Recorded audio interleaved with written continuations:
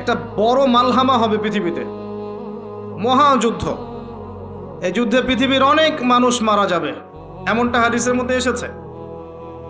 কে জানে, আল্লাহ ভালো জানেন এটা কবে হবে, কত সালে, কিভাবে হবে। আল্লাহ ভালো জানেন, এমন হতেও পারে এটাই সেই পারমাণবিক যুদ্ধের সূচনা, আল্লাহু আলাম। কারণ তারা শুরু করেছিল প্যালেস্টাইনকে কেন্দ্র করে, সেখানে পারে নাই। সিরিয়াকে কেন্দ্র করে চেষ্টা করেছে একটা মহাযুদ্ধ লাগানোর, পারে নাই। সিরিয়াকে কেন্দ্র করে প্রায় হয়েই গিয়েছিল, এখানে অনেকগুলো দেশ ইনভলভ হয়ে গিয়েছিল, কিন্তু নিউক্লিয়ার যুদ্ধ পর্যন্ত যায়নি। কিছু মানুষ চাচ্ছে, একটা সভ্যতা চাচ্ছে যে পৃথিবীতে একটা মহাযুদ্ধ ঘটুক, এর ফলে পৃথিবীর ম্যাক্সিমাম মানুষ যেন মারা যায়, পরাশক্তিগুলো দমন হয়ে যায়, সে নতুন করে রাইজ করবে, সেই অপেক্ষায় বসে আছে। এবং তার নাম কি সেটা আপনারা আমার চেয়ে ভালো জানেন। প্রথম বিশ্বযুদ্ধের পরে একটা কান্ট্রি বিশ্বের রুলিং স্টেট হয়েছে, দ্বিতীয় বিশ্বযুদ্ধের পর আরেকটা কান্ট্রি বিশ্বের রুলিং স্টেট হয়েছে।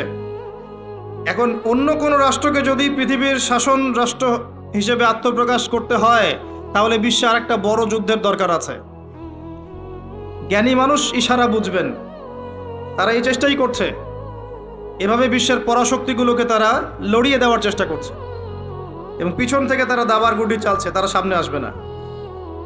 এগুলো তারা বুঝবে যাদের দু চোখ আছে, খিদর আলাইহিস সালামের মতো।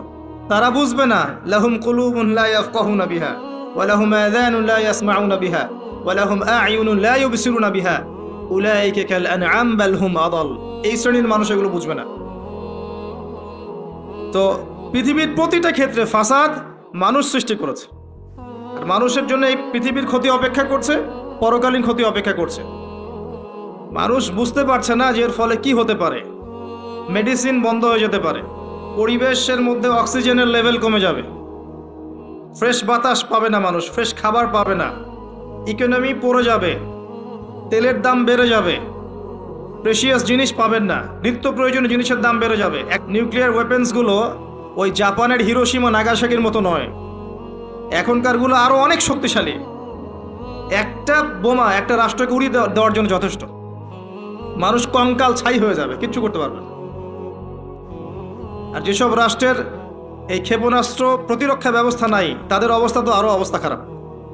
কথা বুঝতে পারছেন না? ক্ষেপণাস্ত্র প্রতিরক্ষা ব্যবস্থা থাকে, কেউ যদি মিসাইল ছোড়ে সেটাকে আকাশেই ধ্বংস করা যায়।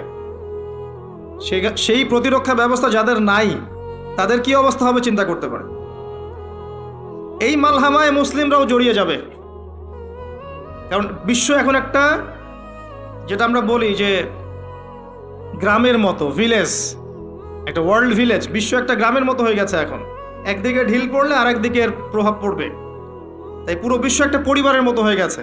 একদিকে সমস্যা সৃষ্টি হলে সমস্ত বিষয়ের দিকে ইফেক্ট হবে, প্রত্যেকটা রাষ্ট্র ইফেক্টেড হবে।